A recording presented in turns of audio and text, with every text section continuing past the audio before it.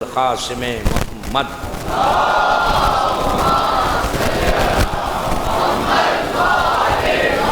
والا اہل بیتہ الطیبین الطاہرین المعصومین المظلومین۔ بسم اللہ الرحمن الرحیم۔ کل من علیہا فان۔ صلوات علیہ۔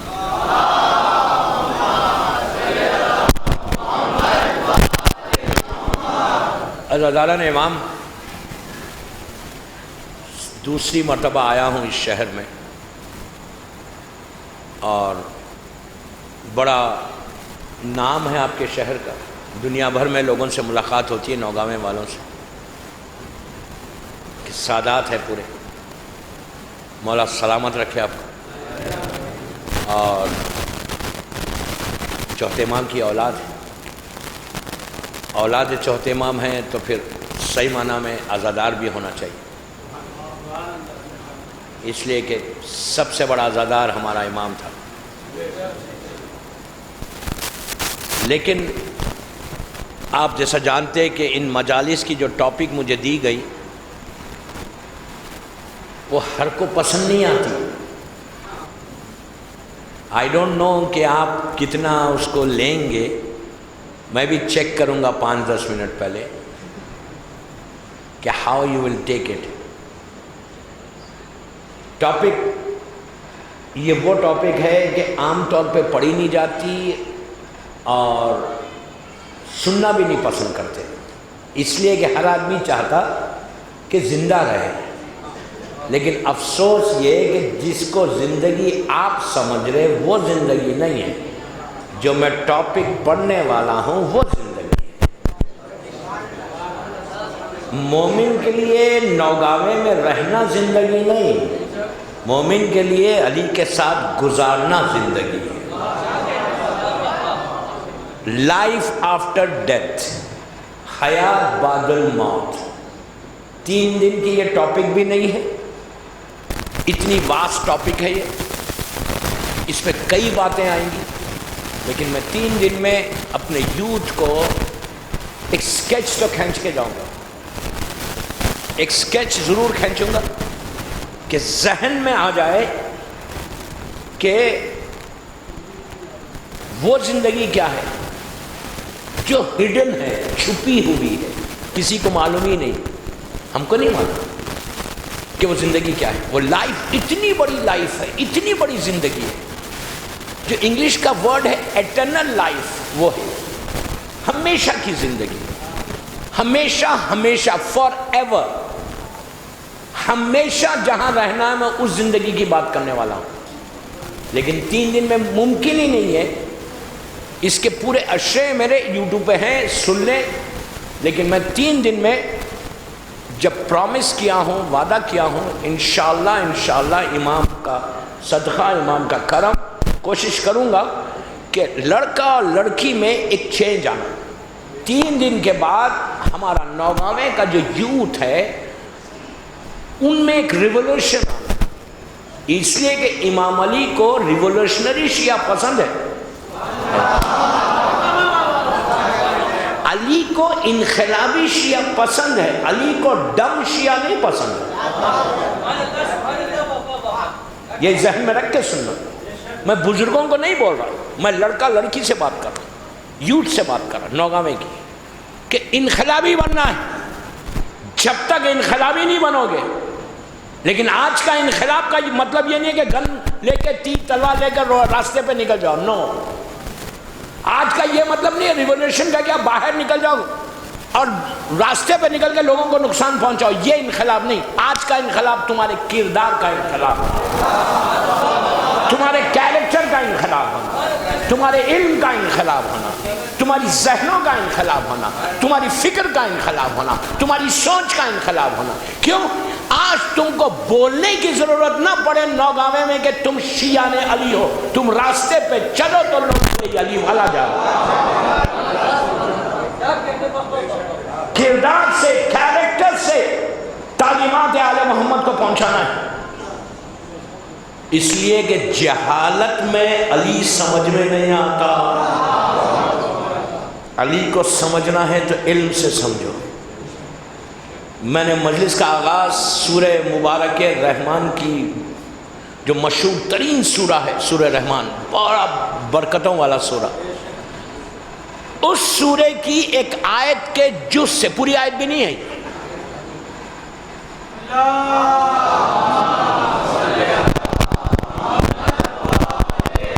یہ پوری آیت نہیں ہے، آیت کا جز ہے۔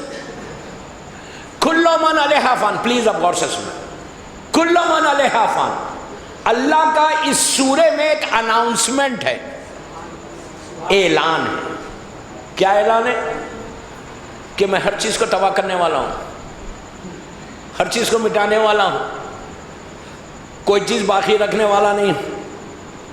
پلیز غور سے سنو، اللہ اس سورے میں اناؤنسمنٹ ہے، اس کا اعلان ہے، اور کسی اور کا اعلان نہیں، قرآن ہے، سورہ ہے، حکم اللہ کا ہے۔ وہ کہتا ہے کہ سن لو، میں اناؤنس کر رہا، میرا اعلان ہے کہ میں ہر چیز کو تباہ کر دوں گا۔ معصوم سے پوچھا کہ کیا کیا تباہ ہوگی؟ کہا یہ جو بڑے بڑے پہاڑ دیکھ رہے یہ روئی کی طرح اڑ جائیں گے، یہ بلڈنگز ختم ہو جائیں گی، زمین ختم ہوگی، ایک زلزلہ آئے گا، کوئی چیز باقی نہیں رہے گی، ایون موت کو موت آ جائے گی۔ جبرائیل بھی، میکائیل بھی، اسرافیل بھی، اسرائیل، جتنے ملائکہ، سب کو موت آنے والی ہے، سب ختم ہونے والے، کوئی بچنے والا نہیں۔ اناؤنسمنٹ کے بعد پھر جو ہم بڑے بڑے بلڈنگز بنا رہے ہیں وہ کس کے لیے ہے؟ یہ جو بینک بیلنس ہے وہ کس کے لیے ہے؟ یہ جو اپنی سوچ رہے، اپنی فکر کر رہے کہ مجھے یہ ہماری پلاننگ تو 100 سال کی ہے نا، 100 ایئرس تک میں یہ کروں گا، یہ کروں گا، یہ کروں گا۔ ارے اللہ اناؤنس کر رہا کہ سب ختم کر دوں گا۔ اب میں آپ کو ایک مثال دیتا ہوں۔ نوگاوے میں جب میں انٹر ہوا تو مجھے بتایا گیا یہ پنجتنی گیٹ ہے، نوگاوے کے انٹرنس پہ پنجتنی گیٹ ہے۔ میں مثال دے رہا ہوں، پنجتنی گیٹ سے جیسی میں آگے بڑھا، رائٹ سائڈ پہ بہت بڑا وائٹ ماربل کا بنگلہ تھا۔ اب جا کے دیکھنا نہیں، بہت خوبصورت بنگلہ بنا ہوا ہے وائٹ ماربل کا، کروڑوں روپے کی پراپرٹی ہے وہ۔ ہر آدمی دیکھ رہا کیا پراپرٹی ہے یار یہ، لیکن اس پہ اتنا بڑا بورڈ لکھا ہوا تھا، ایک دن اتنا بڑا بورڈ لکھا ہوا تھا کہ فار سیل، یہ گھر بنگلہ بکنے والا ہے، اور اس کے نیچے اماؤنٹ بھی لکھا ہوا صرف 1 لاکھ روپیہ، 100,000 روپیز۔ اب ہر آدمی آگے بڑھا، یار 1 لاکھ میں اتنا بڑا بنگلہ نوگاوے میں، اگر میں اس کا مالک ہو جاؤں گا تو پھر میں تو سر اٹھا کے چل سکوں گا نہیں۔ پیسہ آنے کے بعد یہی مزاج ہوتا نا، اس لیے کہ پیسہ بولتا ہے، پیسے کا ایک رنگ ہے، پیسے کا ایک لہجہ ہے۔ اتنا بڑا بنگلہ لکھا ہوا ہے فار سیل، اور نیچے لکھا ہوا ہے 100,000 روپیز، 1 لاکھ روپیہ۔ ایک لائن لگی ہوئی ہے لوگوں کی کہ جاؤ، ٹیلیفون نمبر بھی ہے کہ جاؤ اور خرید لو۔ ہر آدمی کوشش کر رہا کہ بنگلہ مجھے مل جائے، لیکن جا رہے بڑی تیز، اس لیے کہ وہ 1 لاکھ کے نیچے ایک چھوٹی سی لائن بھی ہے جو دور سے نظر ہی نہیں آ رہی۔ جا رہے تیز، اور جب واپس آ رہے تو سر جھکا کے آ رہے۔ لوگوں نے پوچھا واپس کیوں آ رہے، کیا لکھا ہوا ہے؟ کہا جا کے دیکھ لو نا۔ لکھا ہوا کیا تھا نیچے چھوٹی سی لائن پہ؟ کہ یہ بنگلہ کبھی بھی ٹوٹنے والا ہے، یہ بنگلہ کبھی بھی ڈیٹ نہیں ہے اس پہ۔ ارے کیا سن رہے یار آپ، ڈیٹ لکھی ہوئی نہیں ہے، کہا یہ بنگلہ کبھی بھی ٹوٹنے والا ہے۔ جو چیز ٹوٹنے والی ہے، ختم ہونے والی ہے، اس میں کوئی آدمی 1 لاکھ روپیہ انویسٹ نہیں کرتا۔ کیا سن رہے آپ، کیوں نہیں کرتا؟ ارے پتہ نہیں کب ٹوٹ جائے۔ یہی چیز کا اناؤنسمنٹ اللہ سورہ رحمان میں کر رہا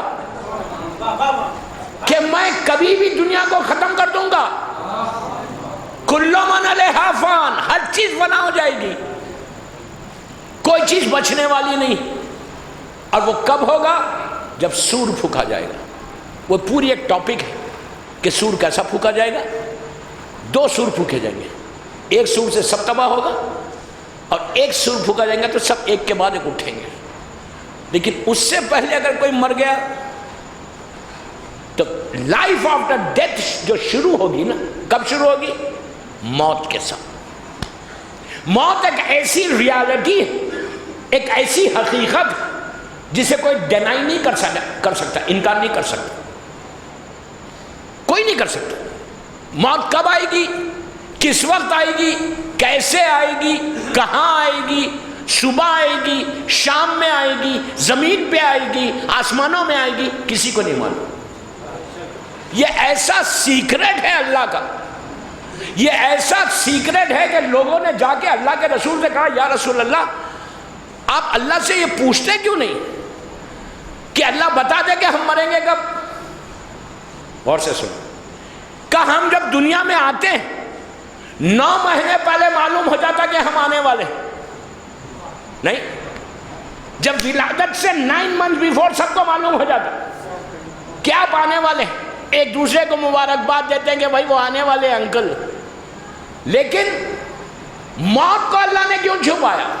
اللہ کو سے کہیے کہ اللہ بتا دے کہ مجھے موت کب آئے گی، کیسے آئے گی، کب مروں گا، تو ایٹ لیسٹ میں تیاری تو کروں۔ تو اللہ کا رسول مسکرایا، پورا مجمع سرکار کی طرف دیکھنے لگا، کہ آپ اللہ سے کہیے کہ ہم کو بتا دے کہ موت کب آئے گی۔ اللہ کے رسول کا ایک جملہ ہے، بس ایک مکمل پیغام رسول نے دیا۔ جب ان لوگوں نے کہا کہ اللہ نے ہم کو کیوں نہیں بتایا، اس سے کہیے بتا دے کہ موت کب آئے گی، تو پلٹ کے کہا، رسول نے کہا کہ اس کا نہیں بتانا اس کی رحمت ہے۔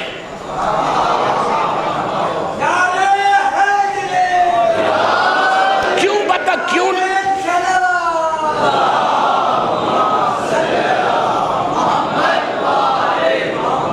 رحمت ہے، نہیں بتانا کیوں رحمت ہے؟ آج ہم کو معلوم نہیں کہ موت کب آئے گی، لیکن اس کے بعد یہ غفلت ہے ہماری، یہ غفلت۔ آپ انصاف سے بولیے، کوئی شخص، ہم جب رات میں بستر پہ سوتے تو کیا کبھی کوئی سوچتا ہے، جب نرم تکیے پہ سر رکھ کر تم سوتے ہو تو تم کو احساس ہوتا ہے کہ کل صبح اٹھوں گا یا نہیں اٹھوں گا؟ کبھی میں سوچتا ہوں؟ میں تو یہ سوچتا ہوں کہ سارا نوگاواں مرے گا، میں زندہ رہوں گا۔ دیکھیں میں نوگاواں اس لیے بول رہا کہ میں یہاں پڑھ رہا، برا مت مانو، یہ میری عادت ہے کہ جس شہر میں پڑھتا ہوں شہر کا نام لیتا ہوں۔ کبھی کوئی سوچتا ہے کہ میں مروں گا؟ معصوم کیا بول رہے کہ اپنی ہر نماز یہ سوچ کے پڑھو کہ تمہاری زندگی کی آخری نماز ہے۔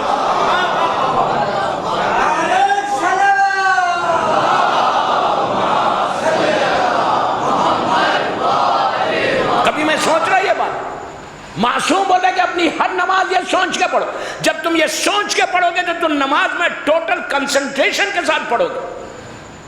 تو ہم کبھی نہیں سوچتے، ہم موت کی مجلس نہیں سنتے، موت کے بارے میں جاننا نہیں چاہتے، جبکہ معصومین نے کثرت کے ساتھ موت کا ذکر کیا۔ ہم وہ مجلسیں نہیں جاتے۔ مجھ سے کہا کہ مولانا بہت ڈراتے ہیں، میں تو دنیا میں مشہور ہوں، بدنام ہوں کہ ڈرانے والا مولوی ہوں، and I'm proud۔ بامبے میں جب لائف آفٹر ڈیتھ پڑھ رہا تھا 6-7 سال پہلے، 4 یا 5 مجلسوں کے بعد ایک پورا بامبے کا یوتھ آیا، لڑکے لڑکیوں کو، کہنے لگا مولانا واٹ آر یو ڈوئنگ؟ راتوں کی نیند اڑی ہوئی ہے، بستر لحد نظر آتی، کانٹے نظر آتے، زندگی کی بات کرو، کیا موت کو لے کے بیٹھے ہوئے؟ میں نے کہا ٹھیک ہے، شام میں جواب دوں گا۔ شام میں جب یہ یوتھ کو میں نے کہا یہ لوگ آئے تھے، they want me to change the topic، وہ لوگ چاہتے ہیں کہ میں ٹاپک کو بدلوں۔ میں نے کہا I'm ready، لیکن میں نے ان سے کہا کہ اگر تم یہ سمجھ رہے کہ میں موت کی بات کر رہا تو تم غلط سمجھ رہے، میں تو زندگی کی بات کر رہا، تم موت سمجھ رہے، میں کیا کروں؟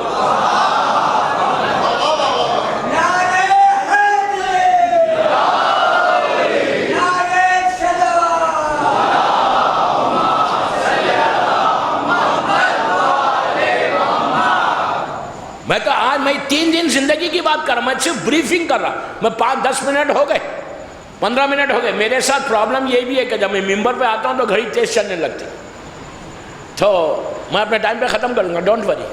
مسئلہ یہاں پہ یہی کہ اگر آپ یہ سمجھ رہے کہ موت اینڈ آف یور لائف ہے؟ نو، تمہاری اینڈ آف یور لائف نہیں. چینج آنا. تم اس اگر صحیح معنی میں علی والے ہو تو ڈر کس کا ہے؟ خوف کیوں ہے؟ تم واجبات کو مت چھوڑو، پھر تم کو لیے کوئی پرابلم نہیں ہے. واجبات کو چھوڑ کے اگر تم یہ سمجھتے ہو کہ تم علی سے محبت کرتے ہو تو غلط کہتے ہو.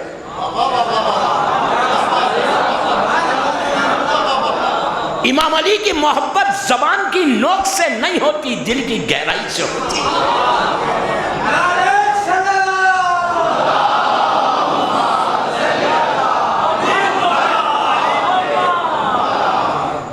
زبان کی نوک سے مت کرو. مولا کو زبان کی نوک کا علی علی بولنے والا نہیں چاہیے. عمل کر کے بتاؤ. تم کو یہ بولنے کی ضرورت نہ ہو کہ میں امام علی کا شیعہ ہوں. نو، تمہارا عمل بتائے کہ تم شیعہ علی ہو یا شیعہ علی نہ ہو.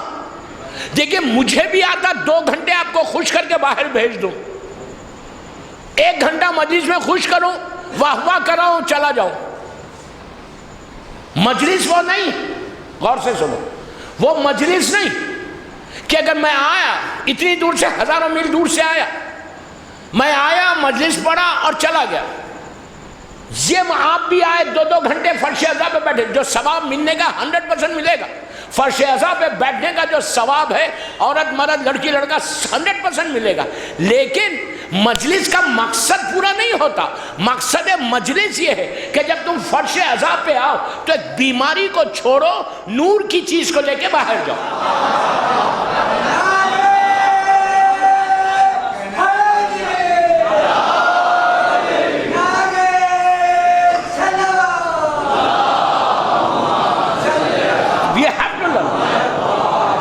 ہم کو سیکھنا ہے. ہم کو کوئی انسان پرفیکٹ نہیں ہے. غور سے سنو، کوئی پرفیکٹ نہیں ہے. سلمان جب پہلی مرتبہ اللہ کے رسول کے ہاتھوں پہ آ کے اسلام کو قبول کیا، بیعت کی، اسلام کو ایکسپٹ کیا، تو کیا سلمان 10 درجے کے ایمان پہ تھا؟ میں کیا بول رہا آپ سے؟ کیا سلمان نے فرسٹ ڈے جب اسلام کو ایکسپٹ کیا کیا وہ 10 درجے پہ تھے؟ فضا جب آئی تھی تو کیا وہ فضا تھی؟ چند دنوں میں، چند سالوں میں، فیو ایئرس میں ایمان کو ہر دن اتنا بڑھایا کہ ایک منیت کی منزل پہ چلی گئی. سلمان منیت کی منزل پہ چلے گئے. فضا اس سٹیٹس پہ پہنچی کہ حسنین ماں کہنے لگے. یہ عورتوں کے لیے میسج ہے کہ سیرت زہرا پہ چلو تو کنیز زہرا ہے. اگر میں سیرت شہزادی کونین پہ نہ چلوں اور میں یہ بولوں کہ میں کنیز زہرا، تو موت علی والوں کے لیے موت نہیں ہے. موت ایک ٹرانسفر کا نام ہے کہ اس دنیا سے تم اس دنیا میں جا رہے. لیکن اتنی سخت چیز کا نام بھی موت ہے. اتنی سخت چیز کہ اللہ کے رسول سے پوچھتے ہیں کہ موت کیا ہے؟ واٹ از موت؟ اللہ کا رسول بیٹھا ہوا ہے، مسجد نبوی بھری ہوئی ہے. اللہ ہم کو مدینے کی زیارت نصیب کرے انشاءاللہ. سلمان آگے بڑھتے، بڑا مشہور واقعہ ہے، میں اس کو شارٹ کر کے پیش کر رہا ہوں. میں نے بہت پڑھا یہ واقعہ، ہو سکتا کوئی یوٹیوب پہ سنا ہوا ہے، لیکن میں آج جو یہ سلمان کا واقعہ پڑھ رہا، میں الگ انداز سے پڑھ رہا. سلمان سے بڑا کوئی شیعہ تو نہیں ہے نا. اگر 1400 سال کی لسٹ بنائی جائے تو سر فہرست سلمان کا نام آئے گا نا، کہ ایمان کے 10 درجے پہ تھا.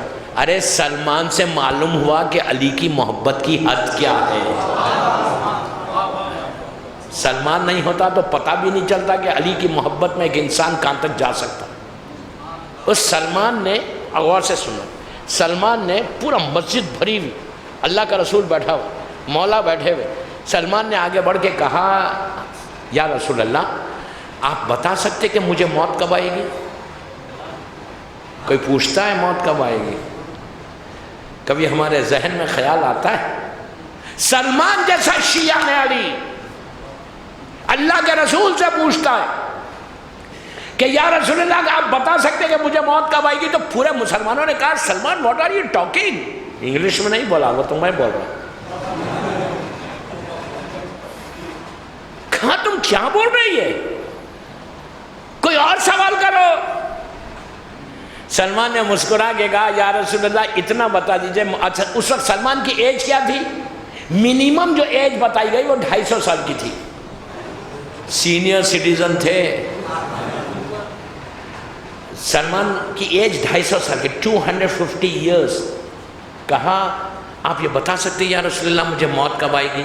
تو سرکار نے مسکرا کے کہا سلمان یہ اللہ کا راز ہے، سیکرٹ ہے، لیکن تمہارا سٹیٹس، تمہارا مقام اتنا بڑا ہے کہ میں تم کو بتاتا ہوں کہ موت کب آئے گی۔ اب سب نے کہا دیکھیں کہ سلمان کو موت کب آئے گی۔ رسول نے کہا کہ سلمان تمہارا سٹیٹس، تمہارا مقام اتنا بڑا ہے کہ میں تم کو بتاتا ہوں کہ موت کب آئے گی۔ سلمان نے کہا بتائیے مجھے موت کب آئے گی۔ اللہ کے رسول نے کہا سلمان وقت گزرے گا، زمانہ گزرے گا، تم ایک قبرستان پہ جاؤ گے، گریو یارڈ، سیمیٹری پہ، اور تم قبرستان میں جا کے سلام کرو گے کہ السلام علیکم یا اہل القبور کہو گے، تو اس قبرستان کی ایک لحد سے ایک مردہ تمہارے سلام کا جواب دے گا۔ جس دن وہ آواز آئے تمہارے کانوں میں تو سمجھنا تمہاری زندگی کا وہ آخری دن ہے۔ اب آپ انصاف سے بتاؤ نوگامے والو، اگر مجھے یہ معلوم ہو جائے کہ یہاں کے قبرستان میں جاؤں اور میں سلام کروں اور مردہ جواب دے وہ میری زندگی کا آخری دن ہوگا تو میں جاؤں گا؟ جاؤں گا؟ یوں ہی گھبراتا ہوں جاتے ہوئے، یوں ہی ڈرتا ہوں جاتے۔ کتنے ہمارے پاس حکم کیا ہے کہ جاؤ قبرستان؟ کیا ہم ہر جمعرات کو جاتے؟ کیا ہر شب جمعہ جاتے یا روز جاتے ہو؟ لازم ہے، لازم ہے، لازم ہے۔ If you really want to change your destiny، اپنے مومنین کی، اپنی ماں باپ بھائی بہن رشتہ داروں کی لحد پہ جاؤ، ایٹ لیسٹ تھرسڈے جاؤ، جمعرات کو جاؤ، شب جمعہ لازم ہے، عورت مرد لڑکی لڑکا سب جائے۔ یہ ہمارے پاس نہیں ہے کہ عورتیں نہ جائیں۔ شہزادیہ کونین اپنے دادا جناب حمزہ کی قبر پہ ہر جمعرات کو جاتی تھی۔ یہ عورتوں کی روایت ہمارے پاس نہیں ہے کہ عورت قبرستان نہ جائے۔ ہر جمعرات کو بی بی جاتی تھی۔ بی بی نے وہاں جناب حمزہ کی لحد سے مٹی کو لا کے تسبیح بنا کر اس تسبیح پہ اللہ کی عبادت کرتی تھی۔ تو ہم کتنی دفعہ جاتے؟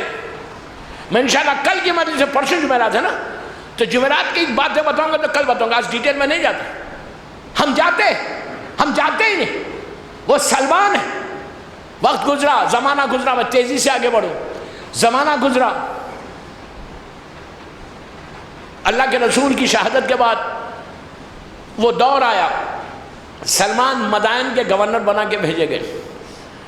مدائن میں سلمان تھے، کافی وقت گزر گیا۔ ابو مسعود امام علی کا ایک شیعہ، امام علی کا ایک چاہنے والا، اس نے مولا سے کہا کہ مولا بہت عرصہ ہو گیا سلمان کی کوئی خبر نہیں، میں جا کر معلوم کرتا ہوں۔ یہ بھی ایک میسیج ہے کہ اگر ایک مومن دوسرے مومن سے ملاقات کئی دنوں سے نہ ہو تو اس کو معلوم کرو کہ وہ مومن کی طبیعت کیسی ہے۔ یہ شیعت ہے، یہ نہیں ہے کہ اگر کوئی نظر نہیں آ رہا تو گھر میں بیٹھ جاؤ۔ سب سے پہلے ان بیماریوں کو ہٹاؤ، اس کے بعد علی والے بنو گے۔ تو سلمان کو معلوم کرنے ابو مسعود مدائن آئے۔ مدائن کہاں ہے؟ مدینے میں مولا ہے۔ ابو مسعود آل دا وے ٹریول کر کے عراق آئے۔ مدائن پہنچے سلمان کے گھر پہ، جا کے نوک کیا۔ اندر سے آواز آئی سلمان کی کہ کون؟ تو ابو مسعود نے کہا کہ میں ابو مسعود۔ تو سلمان نے کہا اندر آ جا۔ ابو مسعود سوچنے لگا کہ سلمان میں اتنا بدلاؤ آ گیا کہ گورنر بن گئے تو باہر تک آ کے مجھے ریسیو بھی نہیں کیا۔ یہ بھی ایک وہ ہے کہ اگر سٹیٹس بڑھے تو اپنے چاہنے والوں کو ریسیو کرنے کے لیے دروازے تک آؤ، یہ بھی اسلام ہے۔ پہنچ کے سلمان اندر داخل ہوئے، ابو مسعود تو دیکھا سلمان لیٹے ہوئے، کمزور ہو گئے، بیمار ہو گئے، شدید بیمار۔ سلمان سے سلام دعا ہوئی، پوچھا سب خیریت، پوچھا مولا کے بارے میں، پوچھا کہ سب خیریت۔ کہا کدھر آ گئے؟ کہا تم کو دیکھنے آئے، تم سے ملنے آئے۔ تو سلمان نے ابو مسعود سے کہا کہ ابو مسعود مجھے قبرستان تک لے کر جاؤ۔ کہا کون سا قبرستان؟ کہا مدائن کے قبرستان۔ ابو مسعود نے کہا سلمان تمہاری طبیعت اتنی خراب ہے اور تم قبرستان جانا چاہتے ہو؟ سلمان کا جملہ سنے۔ سلمان نے کہا میں اپنے صادق رسول کی بات کو دیکھنا چاہتا ہوں۔ کہ میرے صادق رسول نے کہا تھا کہ کیا میرا آخری وقت آ گیا؟ تو میں اس کو شارٹ کر رہا واقعے کو. ابو مسعود کو گلین پہ لٹا کر مدائن کے قبرستان پہ پہنچے. قبرستان پہ پہنچنے کے بعد سلمان نے وہاں سے سب نے سلام کیا. ہم کیا سلام کرتے؟ ایک ہی سلام کرتے, السلام علیکم یا اہل القبور, یہ سلام کرتے ہو نا. ایک سلام اور ہو سکتا ہے یہاں کے قبرستان پہ ہو, مجھے نہیں معلوم. ایک سلام اور ہے جو ہر کتاب میں ملے گا, تاخیبات کی کتاب میں بھی ہے, اور یہ سلام امیر المومنین میرے مولا علی سے ہے.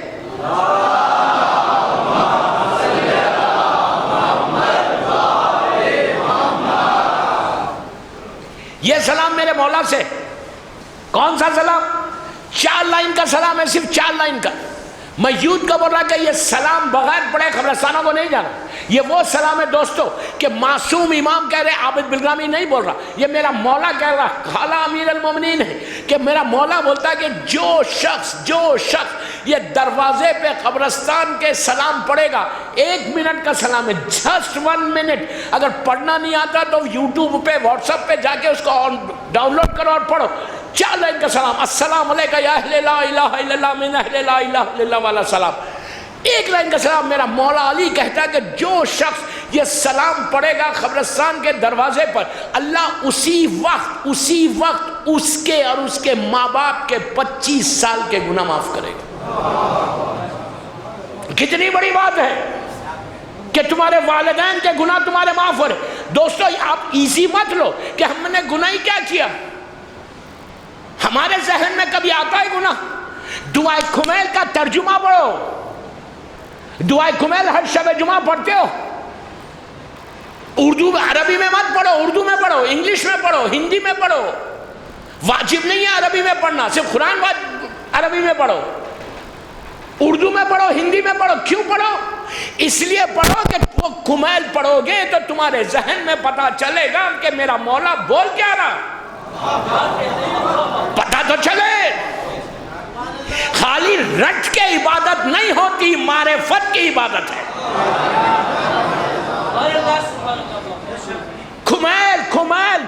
کمیل پورا اشرا کمیل پہ پڑھ دوں, پورا اشرا کہ ہو اس کمیل ابن زیاد, کون ہے یہ پرسنالٹی, ایسا علی کا چاہنے والا کہ امام علی کی وہ دعائے کمیل آپ اس میں دیکھو کہ کون کہہ رہا, اللہم اغفر لی ذنوب التی تحبس دعا. یہ کون کہہ رہا؟ امام علی کے جملے. علی نے اپنے لیے کہا. امام علی کے تعلق سے سوچنا گناہ ہے. علی وہ کہ جس کے صدقے میں ہماری توبہ قبول ہو. علی وہ جو کھلے ایمان ہے. علی وہ جس کی محبت ایمان, جس سے بغض کفر و نفاق. علی وہ جو سر ابراہیم ہے, جو انبیاء کے علوم کا وارث ہے, جو زبور کا دریا ہے, جو انجیل کا ایلیا ہے, جو امام محشر ہے, جو ساقی کوثر ہے, جو خصیم نار و جنہ ہے, جو دین کا سردار ہے, جو متقین کا امام ہے, جو نیک اماموں کا باپ ہے, جو شوہر بطول ہے.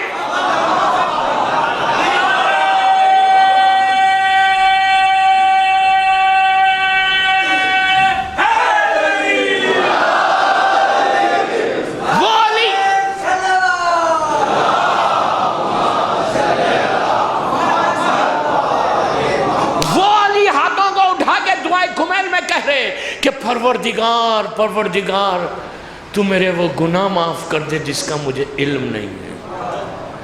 میرے مالک تو وہ گناہ معاف کر دے جو تیری رحمت کے بیچ میں آ گئے. وہ گناہ معاف کر دے اللہ جو میری دعا کے بیچ میں آ گئے.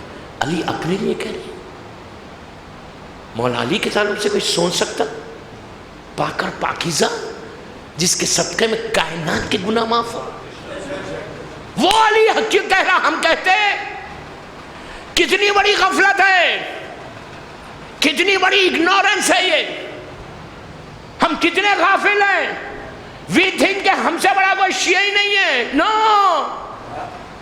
چیک یور سیلف کہ کس حالت میں ہم ٹھہرے ہوئے. مولا علی کی دعائے کمیل تمہاری زندگی کو بدلے. علی کہہ رہے, علی دعائے کمیل کا ترجمے میں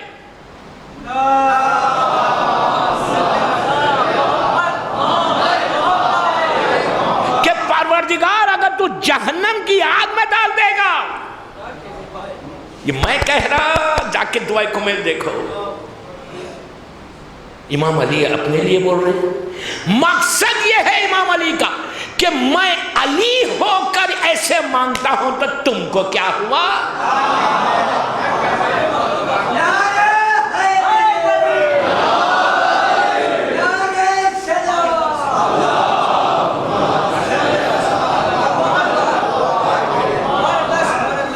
میں علی ہو کے ایسے مانگتا ہوں تو تم کو کیا ہوا؟ تم اتنے غرور ہے، اتنا تکبر ہے.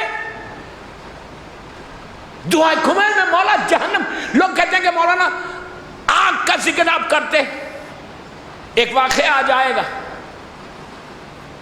شیعوں کے لیے تھوڑی ہے علی. بے شک، پھر جملے غور سے سنو میری، میں ایک ایک جملے کا ذمہ دار، میری مدد سٹیپ ہو رہی.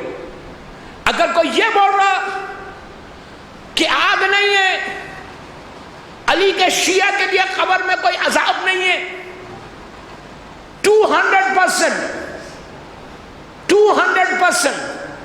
علی کا جو ریئل شیعہ ہے اس کے لیے لحد جنت کے باغوں میں سے ایک باغ ہے. لیکن ہم ہیں، اصل بات کوسچن مارک یہ ہے کہ کیا میں علی کا صحیح شیعہ ہوں؟ یہ دعویٰ سلمان اور بوذر کر سکتے، آج نہیں.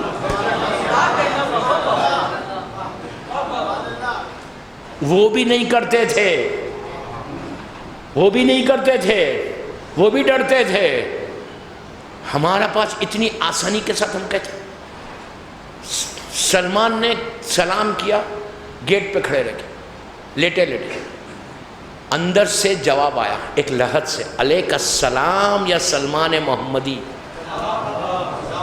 بس یہ سلام کا آنا تھا، جتنے ساتھ تھے سب نے سنا، سب تو ڈر گئے، لیکن یہ علی والا تھا. اس نے کہا، سلمان نے کہا ابو مسعود سے کہ ابو مسعود مجھے اس لحد تک پہنچا دے. قبرستان کی آخری لحد. سلمان گئے، گلین میں سے اٹھ کے بیٹھے، باہر سے گریو دکھ رہی، لحد. سلمان نے اپنے ہاتھ کا ایسا رکھا. یہ روایت 4 پیجز کے اوپر ہے، میں تو بہت شارٹ کر کے پڑھا، کبھی میں یہ پڑھتا ہوں تو پورا خمسہ سے بھی زیبے پڑھتا ہوں. ہاتھ رکھا، ہاتھ رکھ کے کہا کہ تم کون ہو؟ تو نیچے سے آواز آئی کہ سلمان میں فلاں ابن فلاں. سلمان نے کہا اچھا یہ بتاؤ کیا حال ہے تمہارا؟ کہا سلمان اب میرے اوپر رحمت ہے، اللہ کی رحمت ہے میرے اوپر.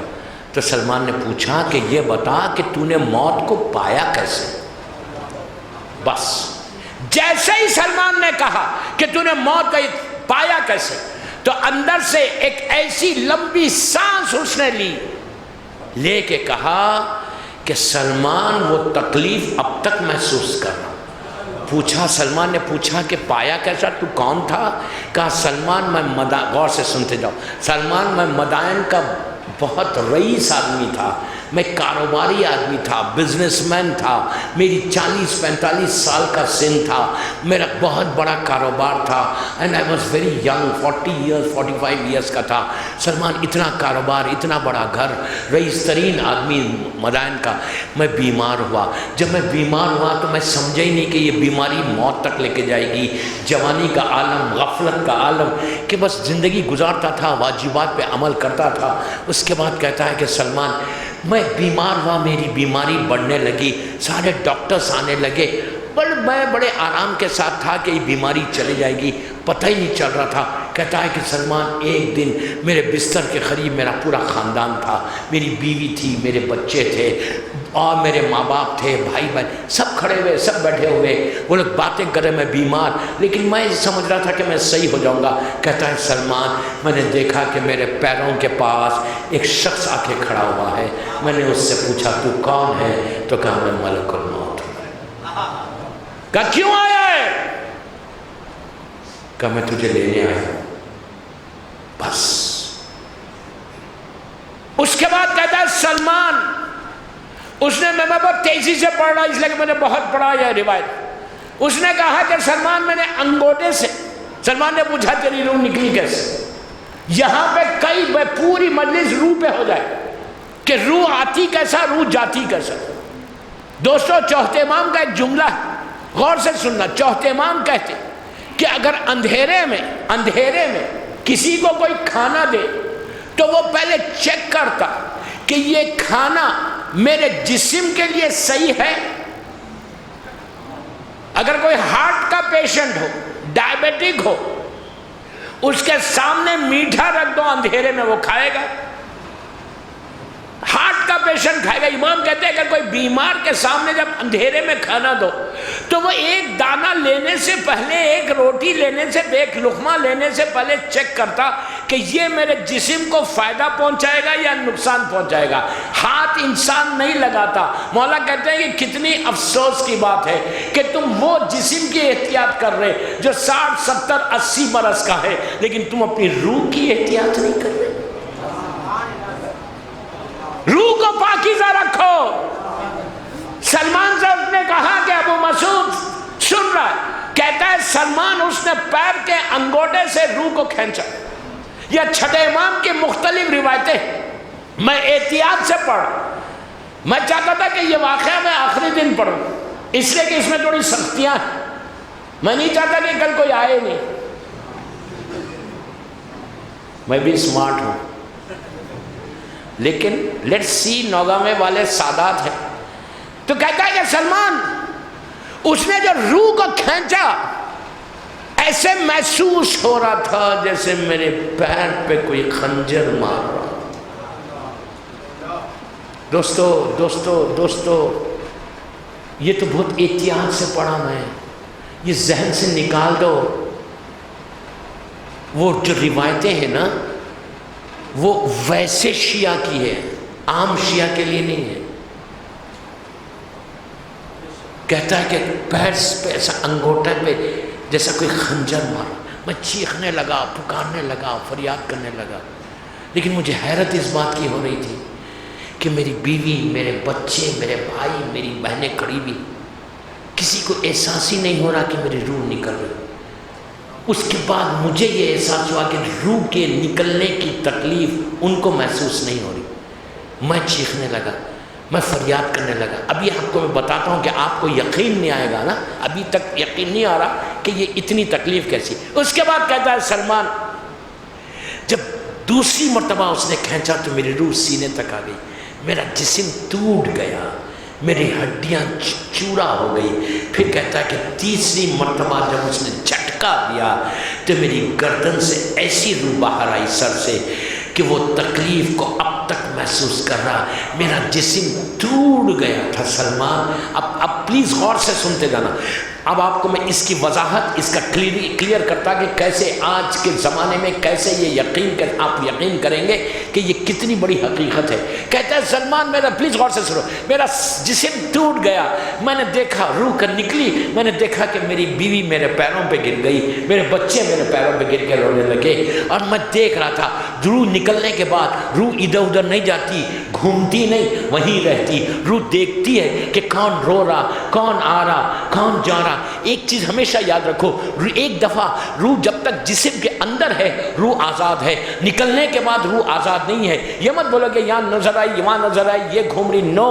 ایک دفعہ نکلنے کے بعد روح جب تک حکم الہی نہیں ہوتی، اس لیے کہ روح کے بارے میں اللہ قرآن میں کہہ رہا یہ امر ربی ہے، یہ اللہ کا امر ہے، اس کو کوئی سمجھ ہی نہیں سکتا۔ ہمارے پاس روایتیں یہ ہے کہ روح ایک جگہ، ایک ہی جگہ رہتی، مرنے کے بعد 2 ڈیسٹینیشنز ہے جہاں روح جاتی ہے۔ لحد میں تم نے لٹایا، نوگاوے میں لٹانے کے بعد اگر اس کا حساب اور کتاب ہو گیا، اعمال اچھے ہیں تو وادی السلام جائے گی، اگر اعمال اچھے نہیں ہیں خدا نخواستہ وادی برود جائے گی۔ وادی السلام نجف اشرف کے پاس ہے، اللہ ہم کو مولا کی زیارت نصیب کرے۔ اور وادی برود یمن میں ہے۔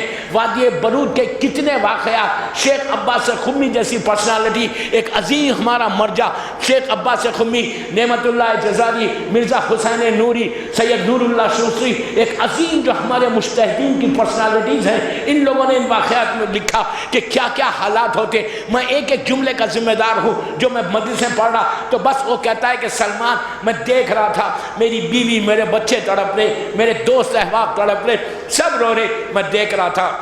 اب سنو، اس کے بعد کہتا ہے کہ سلمان کچھ لوگ آئے، مجھے اٹھایا، ایک حجرے میں پہنچا دیا، ایک روم میں لے کر گئے، لے کے جا کے مجھے لٹا دیا۔ لٹانے کے بعد اب سنو بے بسی، اب سنو کہ کتنے تم لونلی ہو جاؤ گے۔ یہ سب کے ساتھ آج بھی ہوتا، آج بھی یہی ہوتا جو میں بات کر رہا ہوں، جو اس نے اس وقت بتایا۔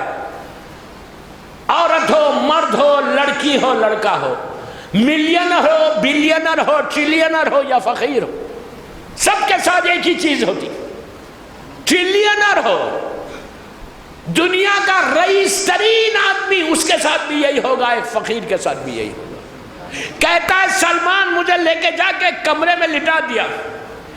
کچھ لوگ آئے، غور سے سنو، کچھ لوگ آئے اور ان لوگوں نے، ان کے ہاتھوں میں خینچی تھی، سیزرز، انہوں نے میرے کپڑوں کو کاٹنا شروع کیا۔ انصاف سے بولو، جب پیسہ آتا تو انسان کتنے غرور میں آتا۔ میں مثال دے رہا، $1000 کی شرٹ، $1000 کا پینٹ، سوٹ پہن کے غرور اور تکبر، برانڈڈ ڈریس پہن کر جب انسان گھر سے باہر نکلتا تو ایک ایک پیر کتنے غرور کے ساتھ اٹھاتا کہ نوگاوے میں میرے سے اچھا کس کے پاس لباس ہے۔ عورت ڈائمنڈز کا ہار پہنی ہوئی، پارٹی میں آ رہی، محفلوں میں آ رہی، غرور کے ساتھ کہ میرے پاس اتنے ڈائمنڈز ہیں۔ لیکن یاد رکھو، جن ہاتھوں سے تم نے ڈائمنڈ کا ہار پہنا ہے، یہ یقین نہیں ہے کہ تم اپنے ہاتھوں سے وہ ہار اتارو گی۔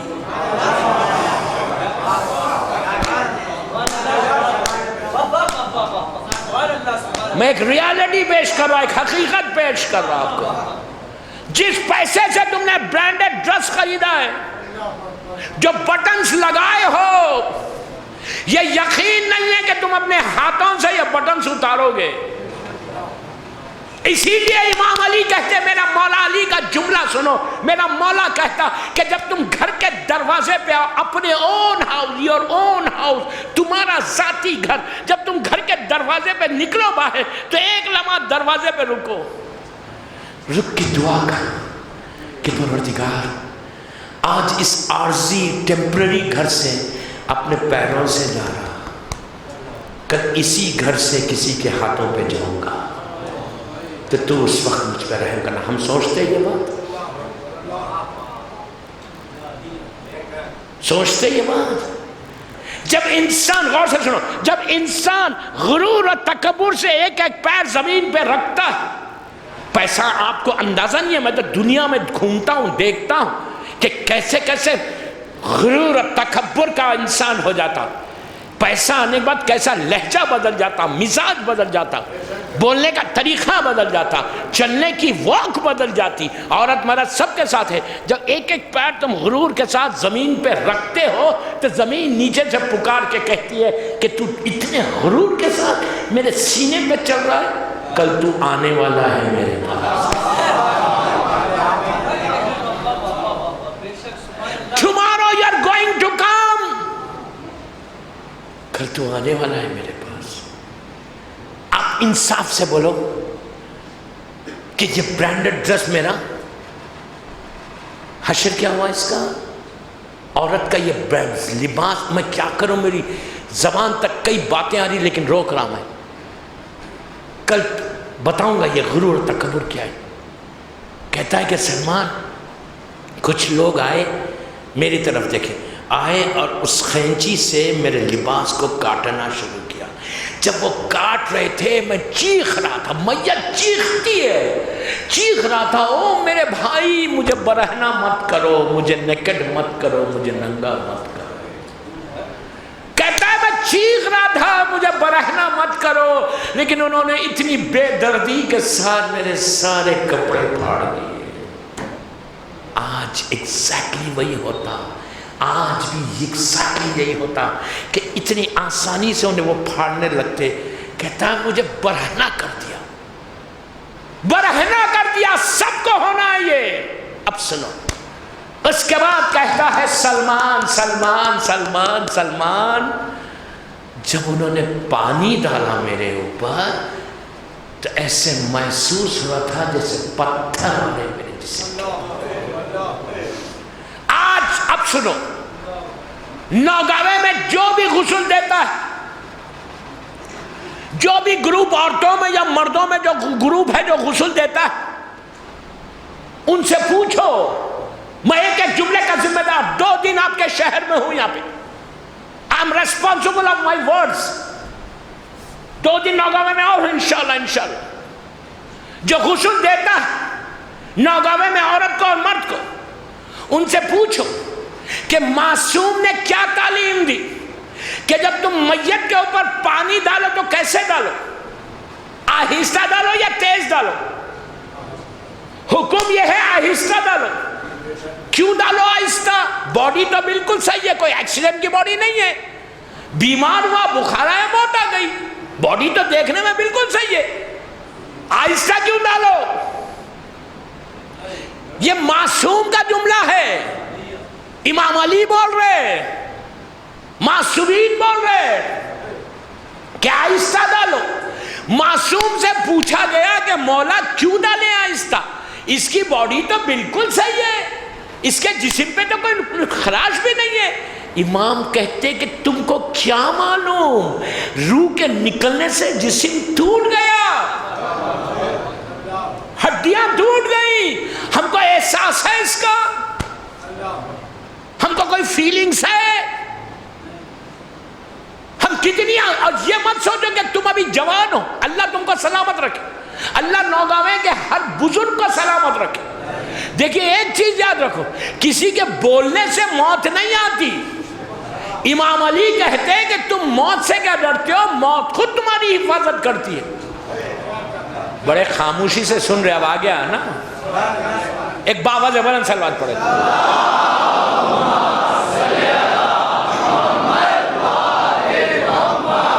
ایک اور پڑھ لیجئے باواز بلند.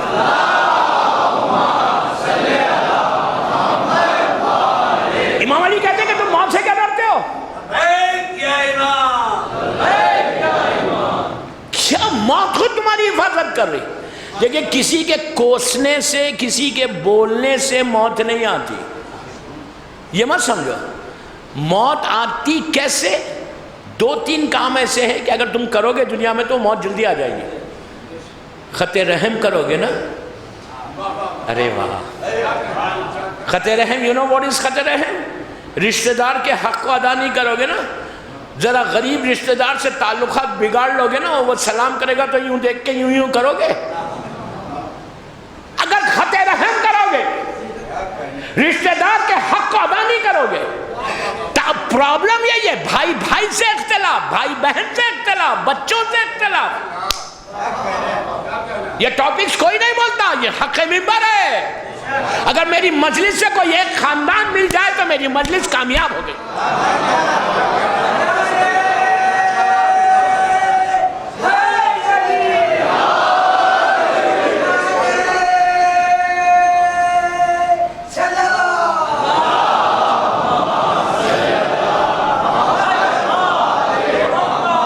معصوم امام بول رہے، عابد بلگرامی نہیں بول رہا. معصوم امام کا جملہ.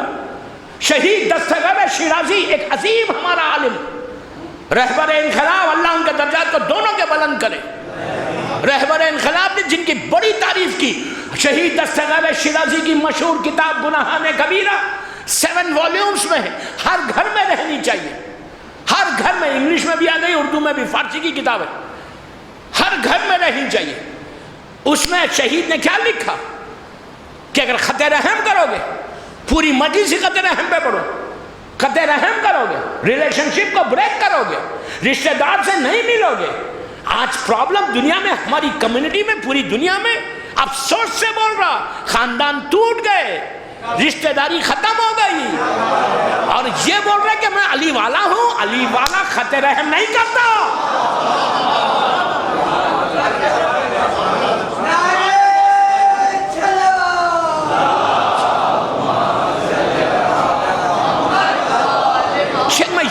میں یوتھ کو بول رہا کہ تم انقلاب لانا، تم یہ انقلاب لانا نوگاوے میں. اگر ہے، میں اگر بول رہا ہوں، لڑکا لڑکی کو بول رہا کہ چیک کرو اپنی فیملی میں کہ اگر تمہاری فیملی میں اگر تمہارا باپ، تمہارا مام، تمہاری ماں کسی رشتہ دار سے خونی بلڈ ریلیشن سے نہیں ملتے تو تم لوگ، میں لڑکا لڑکی کو بول رہا کہ ایک کھانا تو کھاتے ہو اپنے والدین کے ساتھ، 3 میل میں 1 میل تو لیتے ہو، ایک کھانا تو کھاتے ہو سفرے دسترخوان پہ بیٹھ کے، ٹیبل پہ بیٹھ کے.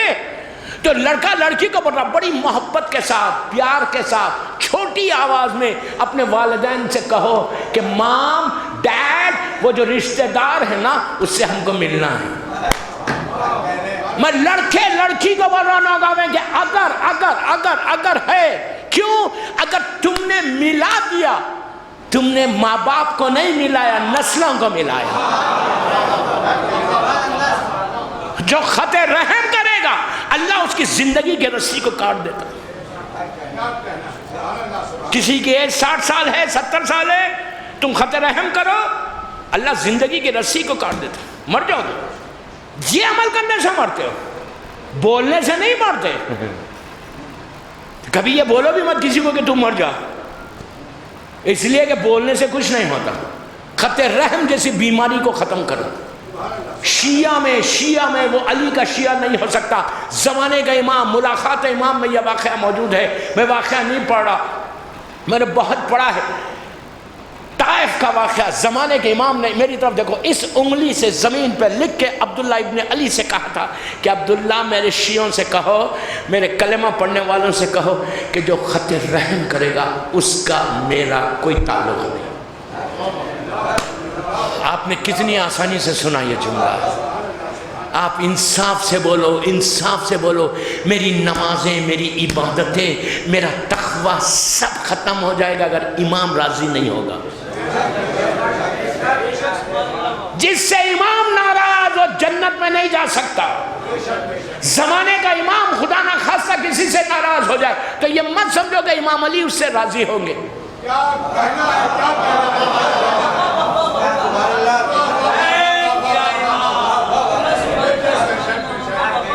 فرزند زہرا ناراض ہو جائے کلنا کی منزل ہے. مولا جس سے راضی اس سے زمانے کا امام راضی. زمانے کا امام اگر ناراض تو تیرا معصومین ناراض. اور اگر امام ناراض ہو جائے تو میری عبادتوں کا کیا اجر ہونے والا ہے؟ یہ چیک کرو. یہ بیماری ڈیزیز ہے، کینسر ہے. کینسر آج ہماری کمیونٹی میں پھیلا ہوا، لیکن ہم کو احساس ہی نہیں. فخر کے ساتھ، بڑے تکبر کے ساتھ کہتے ہیں. اور دیکھیے ایک چیز یاد رکھو، خط رحم وہی کرتا ہے جس کے پاس پیسہ ہو. آپ سمجھے بات؟ اس لیے کہ غریب بیچارہ بول سکتا؟ غریب کسی کے تعلقات کو کیسے بگاڑ سکتا؟ غریب نہیں بگاڑتا، صرف پیسے والا ہی بگاڑتے. دعا یہ کرو کہ نوگاوے میں اگر اللہ پیسہ دے تو توفیق بھی دے، ورنہ 1 درہم مت دے، 1 روپیہ مت دے. پیسہ ہو اور توفیق نہ ہو تو جہنم ہے. یاد رکھو. تو خط رحم اگر کرو گے تو زندگی کی رسی کٹے گی، اور صلہ رحم کرو گے اللہ تمہاری زندگی کو ایسا بڑھا دے گا. ایک چیز اور، زندگی کیسے بڑھتی؟ بات میں بات آ رہی تو سنتے جاؤ. اور زندگی کیسے بڑھتی؟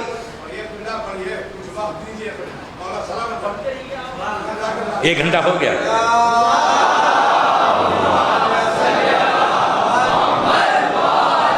اور زندگی کیسے بڑھتی؟ نماز شب سے. خاموشی سے سنا، بہت خاموشی سے سنا. شب نماز. میں یوتھ کو بول رہا، پلیز بول رہا، ریکویسٹ کر رہا.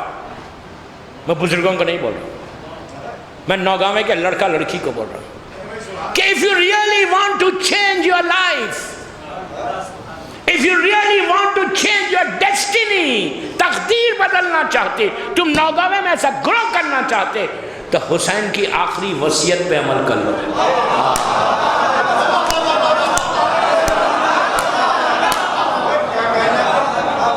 میرے مولا حسین کی آخری وصیت یہی تھی. عاشورے کا دن گھر کے مسجد پہ بھی نہیں آیا. گھر کے لٹنے کے بعد میرا مولا حسین جب سب سیدانیوں کو خدا حافظ بول کے آہستہ آہستہ خیمے کے دروازے پہ آ رہا. ایک طرف میری شہزادی زینب ہے، ایک طرف میری شہزادی ام کلثوم ہے. دونوں بہنیں بھائی کو روتے ہوئے لے کے آ رہی.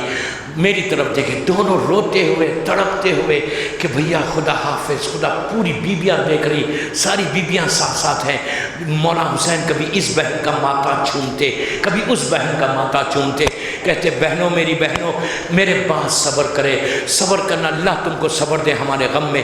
دونوں بہنوں کے ساتھ جب خیمے کے دروازے پہ آئے اور دونوں شہزادیاں جب تڑپ کے رو رہی تھی تو بہنوں کو سینے سے لگا کر حسین کہتے بہن زینب مجھے شب نماز میں نہیں بھولنا ہے۔ اپنے آپ کو حسینی بولتے ہو؟ پھر میں میرے جملے ابتدا میں یاد رکھو، زبان سے کچھ نہیں ہوتا، عمل کرو، عمل۔ پوری زندگی میں بولتا جاؤں میں حسینی ہوں، میرا مولا بولے یہ میرا ہے۔ صحیح معنی میں حسینی ہو، صحیح معنی میں علی والے ہو۔ تم یہ چاہتے لڑکا لڑکی، ان کو بول رہا، اگر کسی کی شادی نہیں ہو رہی شب نماز پڑھے، اولاد نہیں ہو رہی پھر بول رہا 1000 فونز آتے، نوگاوے سے کتنے فونز کہ مولانا یہ دعا بتاؤ، یہ دعا بتاؤ، یہ دعا بتاؤ، بچے نہیں ہو رہے، یہ نہیں ہو رہا، رزق رکا ہوا، بیماریاں، پریشانیاں، اولاد نہیں ہو رہی، شب نماز پڑھو۔ کیوں؟ لڑکی بھی شب نماز سے ملتی، لڑکا بھی شب نماز سے ملتا۔ نس ہے معصوم کی، معبد بلرامی نہیں بول رہا، معصوم کی نس ہے۔ مولا علی نے مولا عباس کو نماز شب میں مانگا تھا،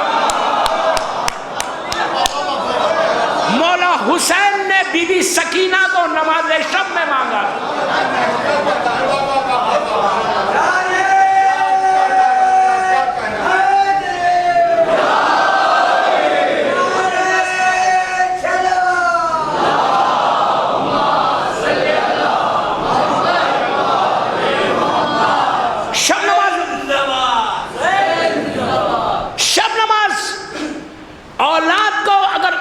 کسی کو میں تو پوری دنیا میں دیکھتا ہوں نا، 18 سال سارے ڈاکٹرز نے کہا کہ امپاسبل ہے، یہ دنیا کے ڈاکٹرز ہیں، سب سے بڑا ڈاکٹر تو بیٹھا ہوا ہے جو علی کل شیء قدیر ہے، ہر شے پہ جس کی قدرت، اس کی بارگاہ میں جا کر حسین کا اور علی کا واسطہ دے کر مانگو، عباس اور سکینہ کا واسطہ دے کر شب نماز میں مانگو۔ اولاد کسی کو نہیں ہے تو اولاد ہو جاتی، لڑکا بھی ہوتا لڑکی بھی ہوتی، یہ پہلی چیز۔ دوسری چیز، شب نماز پڑھنے سے یقین بڑھتا، بلیو میں اضافہ ہوتا، اتنا یقین بڑھتا کہ ہو سکتا تمہارا یقین میسم جیسا ہو جائے۔ میں نے صرف چھیڑا، کل میسم کا یقین کا واقعہ پڑھوں گا۔ دیکھیے میں آج پہلے دن ہی بول رہا کہ میں جیسا پڑھنا پڑھتا ہوں نا، موت کے اوپر ویسے نہیں پڑھ رہا۔ کیوں نہیں پڑھ رہا؟ میری فرسٹ ٹرپ ہے یہ مجلسوں کی، آہستہ آہستہ آپ کو بھی پریپیئر کروں گا نا، آخری دن پڑھوں گا چلا جاؤں گا، ڈیٹیل میں پڑھوں گا شب جمعہ کی مجلس، تو نماز شب پڑھنے سے یقین بڑھتا، بلیو آتا، جو سب سے بڑی نعمت ہے، جو ولایت علی کا سب سے بڑا جوہر، یقین آ جاتا۔ تیسری چیز، شب نماز پڑھنے والا رزق کے پیچھے نہیں چلتا، رزق کے آگے چلتا۔ شب نماز پڑھنے والا کبھی ایسا نہیں رہتا۔ نماز شب پڑھنے والا، شیعہ کی پہچان نماز شب بتائی گئی، شب نماز پڑھنے والا، کاروباری لوگ، جاب کرنے والے، بزنس میں نماز پڑھنے والے، شب نماز پڑھنے والے کا رزق کا ضامن اللہ ہو جاتا۔ آپ جس کا ضامن اللہ ہو جائے اس کا رزق رک کیسے سکتا؟ لیکن وہی بات، اگر حرام رزق ہے تو ضامن نہیں ہوتا اللہ۔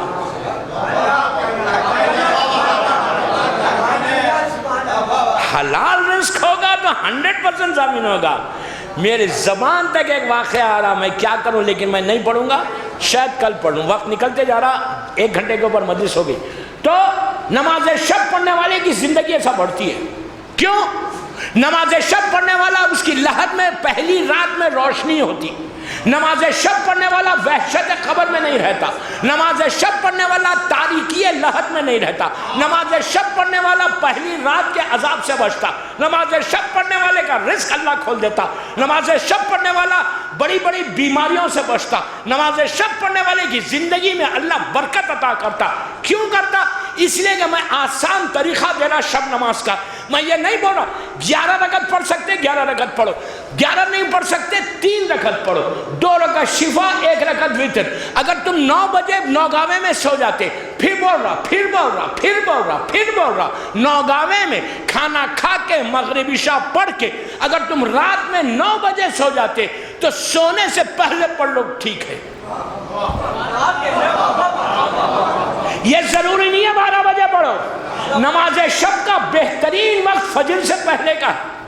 یہ پرانی بات ہے 12-1 بجے کوئی تصور نہیں ہے۔ شب نماز پڑھنے کے لیے ہمارے علماء یہ کہتے ہیں، میں کوئی فتویٰ نہیں دے رہا، جو علماء نے کہا وہ بول رہا، میں تو ایک سٹوڈنٹ ہوں، میں تو ایک طالب علم ہوں، میں کوئی عالم نہیں ہوں، میں تو سٹوڈنٹ ہوں۔ تو ہمارے علماء یہ بولتے کہ سونے سے پہلے پڑھو اور سو جاؤ، فجر پہ اٹھنا پھر بہترین وقت فجر سے پہلے کا۔ نہیں پڑھ سکتے اس وقت پڑھو، سٹارٹ تو کرو۔ مقصد یہ ہے سٹارٹ تو کرو۔ 3 رکعت کا 10 منٹ مانگ رہا، نوگاوے کے یوتھ سے اگر لڑکی کی شادی نہیں ہو رہی، لڑکی شب نماز میں دعا کرے کہ پروردگار مجھے غلام علی عطا کر، اس کو غلام علی اللہ عطا کرتا۔ لڑکا بولے مجھے کنیز زہرا عطا کر، اس کو کنیز زہرا عطا ہوتی۔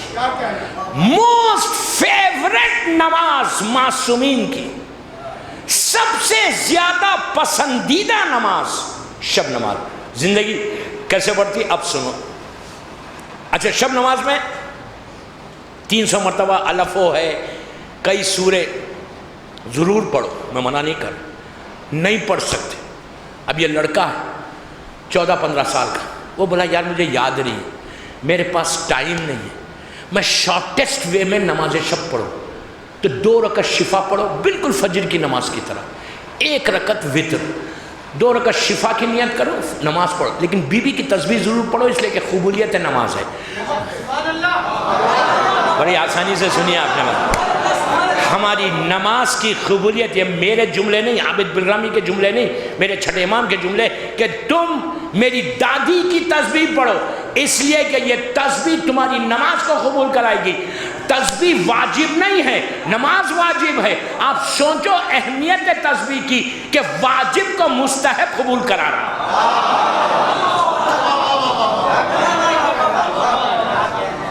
ہماری نماز ناقص نماز ہے، کمزور نماز ہے، ٹوٹی ہوئی نماز ہے، اس نماز کی قبولیت شہزادی کونین کی تسبیح ہے۔ تسبیح ضرور پڑھو، اب تسبیح کے اوپر پوری مجلس پڑھو، تسبیح کے فضیلتیں بتاؤں کہ کیا تمہاری لائف بدل سکتی۔ روزانہ سب کے یہاں پہ کھیت، میں نے سنا بہت کھیت ہے، ماشاءاللہ، بے شک پورا نوگاواں مومنین کا ہے۔ نوگاواں کیا، اور آگے بڑھ جاؤ، آپ رزق میں برکت چاہتے ہیں، کھیت میں جا کر روز صبح میں، اگر یہ چاہتے کہ کبھی کھیت میں نقصان نہ ہو، بارش نہ ہو، ان سیزنل اور کوئی نقصان نہ ہو، جیسا تم نے دانہ بویا ہے اس کی برکت ہزاروں میں برکت دے اللہ۔ 2 کام کرو، کھیت میں روز جانا، جاتے ہو روز، جا کے زیارت وارثہ پڑھو 4 یا 5 منٹ کی، مولا حسین کی زیارت۔ جو شخص زیارت وارثہ صبح میں پڑھ کے نکلتا گھر سے اور جس منزل پہ جا کے پڑھتا، اس کے رزق کا ضامن حسین ابن علی ہو جاتا۔ جس کا ضامن حسین ہو جائے اس کا روک کون سکتا۔ اس کے بعد کھیت میں جا کے مولا حسین کی زیارت پڑھو، بی بی کی تسبیح پڑھو، اور 100 مرتبہ صلوات اللہم صلی علی محمد وآل محمد وعجل فرجہم بول کے بی بی خدیجۃ الکبریٰ کو اور 9 امام کو ہدیہ کرو۔ اگر کوئی یہ عمل کرے 10 12 15 منٹ کا تو اس کے کھیت میں کبھی لاس نہیں ہوگا۔ دنیا میں جہاں میں نے یہ بتایا جو پرابلمز آ رہے تھے نا، بالکل فصل تیار اور بارش ہو گئی، کتنے پرابلم، کتنی دعائیں، تم کو ساری دنیا کے ساروں کی فصل خراب ہوگی، تمہارا نقصان نہیں ہوگا۔ اس لیے، لیکن پھر ایک بات، یہ سب کرنے کے بعد جو حق زہرا ہے وہ بھی نکلنا ہے.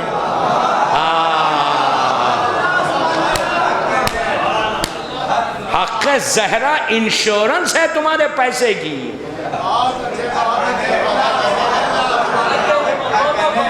سمجھے؟ انشورنس ہے. یہ مت بولا کہ بچتا ہی نہیں، یہ تو گلوبل پرابلم ہے. کبھی نہیں بچتا، جو ایسا بولتے نا اس کا کبھی نہیں بچتا.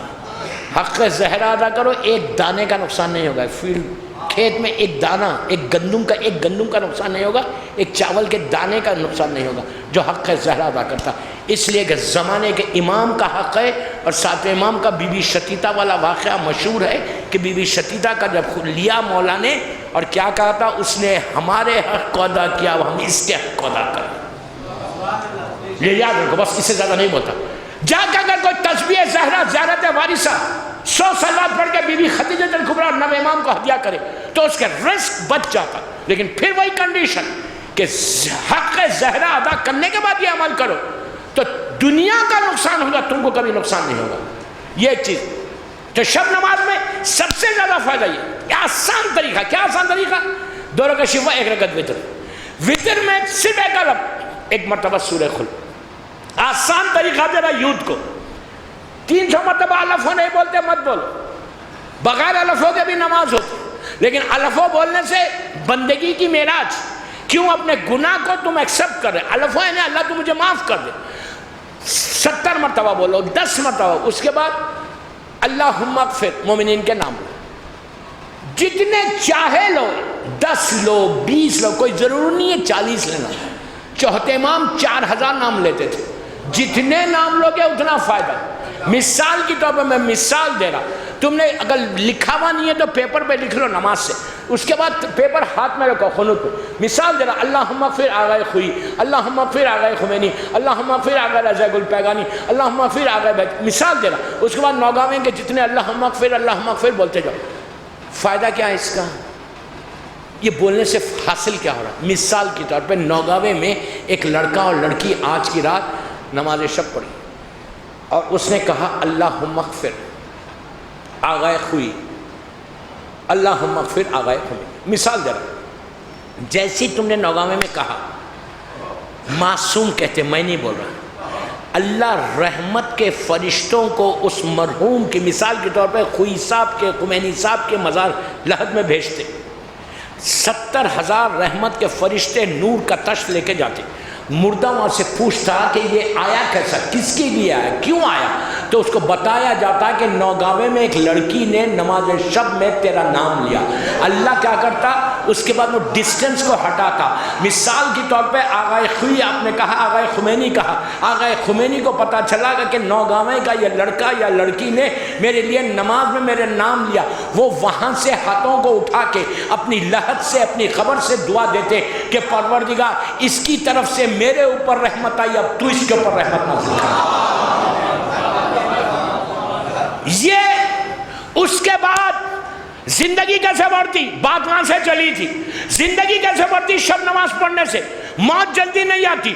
جتنے مردوں کے تم نام لے رہے، مثال کے طور پہ لیتے لیتے تمہاری لسٹ میں 100 آدمی آ گئے اور 100 آدمی کے تم نام لے رہے. تم بیماریوں سے بچو گے، بڑی بڑی ڈیزیز سے بچ جاؤ گے. میجر ڈیزیز نہیں ہوگی، بیماری آئے گی. بیماری کا آنا بھی ضروری ہے. اگر بیماری نہ آئے تو بندہ فرعون بن جائے. نہیں، لازم ہے، بیماری کا آنا ضروری ہے.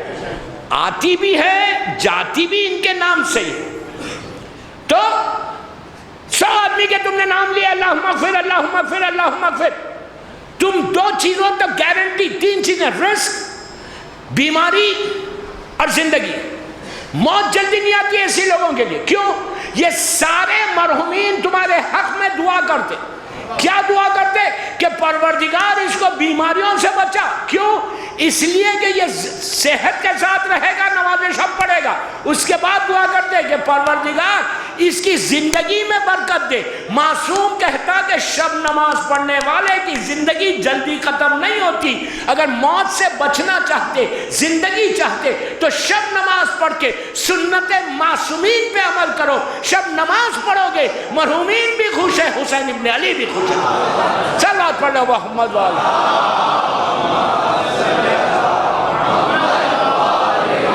ایک اور پڑھ لیجئے بابا سے بلند۔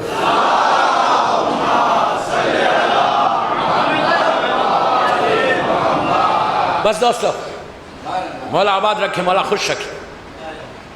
1 گھنٹہ 20 منٹ ہو گئے، باقی باتیں کل انشاءاللہ میرا مولا چاہے گا۔ مجھے بڑی خوشی بھی نوگاواں آ کے، میں یہاں کے یوتھ کو سیلوٹ کرتا ہوں کہ ماشاءاللہ یہ ٹاپک کے اوپر اتنا بڑا مجمع، بالکل نارمل ڈیز ہے اس میں اتنا بڑا مجمع آیا۔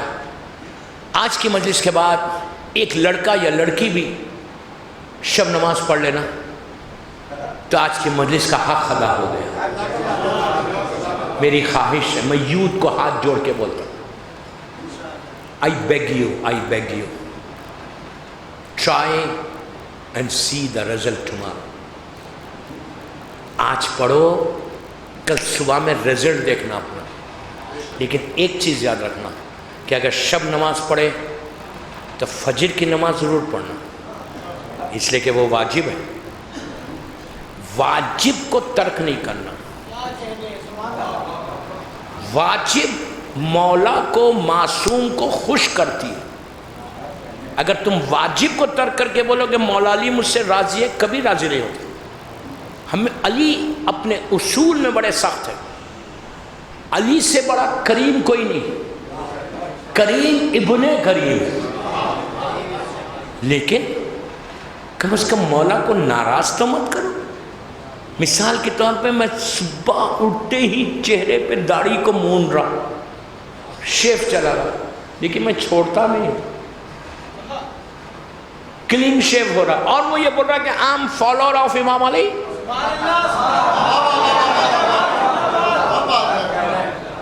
وہ بڑے پراؤڈلی بول رہا کہ I'm Shia of امام علی۔ How can you say this؟ تم بول کیسے سکتے؟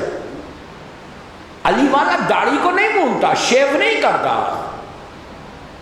علی والے کے چہرے پہ داڑھی ہوتی ہے۔ اب میں آپ سے اپنے ساتھ کا ایک واقعہ سنا تھا، 2-3 منٹ، اس کے بعد میں مسائل پہ آ جاؤں گا انشاءاللہ۔ ہر سال میرے مولا کا کرم ہے کہ میں 13 رجب کا جشن نجف اشرف میں پڑھتا ہوں، 12 کی رات۔ یہ مولا نے بہت بڑی عزت دی۔ میں بامبے کے گروپ کو لیڈ کرتا ہوں، کھوجوں کا گروپ ہے المنتظر ٹورز، میرے ساتھ میں لیڈ کرتا ہوں اس گروپ کو۔ کبھی میرے ساتھ چل کے دیکھو، زیادت پہ فری لے کے جاتا ہوں،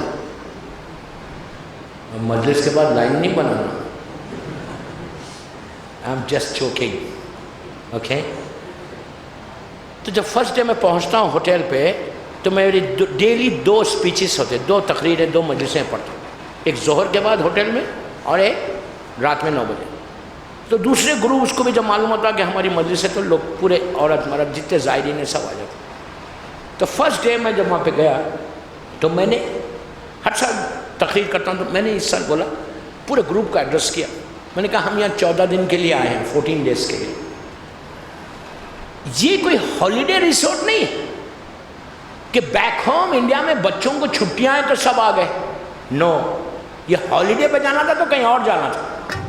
جب تم کربلا نجف آئے ہو تو جیسے آئے ہو ویسے واپس نہیں جانا۔ جب تک تمہاری یہاں آ کے اگر تقدیر نہ بدلے، چینج نہ آئے تمہاری لائف میں، تو نجف آ کے فائدہ کیا ہے؟ کربلا آ کے فائدہ کیا ہے؟ کربلا کا مطلب چینج آنا۔ تمہارے سامنے حر کی مثال ہے، کیا تھا کیا ہو گیا۔ تو تم کربلا میں آ کے، یہ اس کو میں نے ان سے کہا کہ گروپ سے کہ یہاں تو سب حجاب میں ہیں لڑکیاں، مکمل حجاب، لڑکوں کے سب کے، یہاں آ کے شیو نہیں کرنا بابا۔ تو سب کی داڑھی بڑھ گئی، ماشاءاللہ سب اچھے لگنے لگے۔ اور جب داڑھی بڑی ہوئی تھی تو آ کے قریب آ کے بتاتے بھی تھے کہ مولانا دیکھو کتنی اچھی لگ رہی ہے، اور یہ اور شیو ویب میں لا کے جب 14 دن کے بعد ہم جانے والے تھے نجف ایئرپورٹ پہ، ایک ہمارے گروپ کا ایک جوان، اس کی شادی ہونے والی تھی بامبے میں، تو وہ چھپ رہا ہے، سامنے نہیں آتا. تو اس کے دوستوں نے کہا مولانا آپ کیوں نہیں آ رہا، آپ کو پتہ ہے؟ میں نے کہا نہیں. کہا دیکھیں آپ اس کو، بالکل داڑھی واڑی سب ختم ہو گئی، صاف ایک دم. میں نے کہا یار واٹ ہیپن، کیا ہوا؟ کل تک تو اچھے تھے، رات تک. کہتا ہے مولانا یو نو کہ I am going to get marry, میں آپ کو جانتے کہ میں شادی ہونے والی ہے میری. میں نے کہا ہاں معلوم ہے. تو کہا لیکن مولانا کل رات میں فون آ گیا. اب کس کا آیا میں نہیں بولتا. فون آ گیا کہ I don't want to see you in beard, میں تم کو داڑھی میں دیکھنا نہیں چاہتی ایئرپورٹ پہ، اس لیے کہ اس نے واٹس ایپ پہ سب پکچرز بھیجے تھے. تو میں نے کہا یار امام علی کی ایک حدیث ہے، جب مولا علی سے پوچھا کہ کس لڑکی سے کرنا، تو علی نے کہا تھا لڑکیوں میں 2 چیزیں کبھی نہیں دیکھنا، حسن اور پیسہ. خاموشی سے سن رہے، حسن اور پیسہ کبھی نہیں دیکھنا. راوی نے پوچھا مولا کیوں؟ اس لیے کہ مرد کا نیچر یہ ہوتا کہ خود کالا پیلا جیسا بھی ہے، بیوی خوبصورت ہو. نوگامے والے لڑکوں کا نہیں ہے. میں ایک بات بول رہا ہوں. تو علی نے کہا کہ 2 چیزیں لڑکی میں کبھی مت دیکھو، پیسہ اور حسن. راوی نے پوچھا کیوں نہ دیکھیں؟ تو کہا یہ دونوں چیزیں فنا ہونے والی ہے.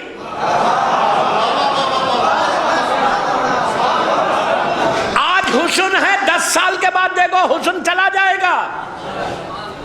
پیسہ آج ہے کل ختم ہوگا. کہا پھر دیکھیں کیا لڑکی میں؟ تو کہا تقویٰ دیکھو، نسلی طہارت دیکھو. تم ایک لڑکی سے شادی نہیں کر رہے، اپنے بچوں کی ماں سے شادی کر رہے، بس یاد رکھو. تو اسی طرح یہ مجلسیں ہیں. مجلسیں پریکٹس کا نام نہیں ہے، دعائیں پریکٹس کا نام نہیں ہے، دعائیں چینج کا نام ہے، مجلسیں چینج کا نام ہے. تو یاد رکھو یہ عمل کرو، انشاءاللہ مولا تم کو دنیا اور آخرت تمہاری ہے. صلوات پڑھ لے محمد.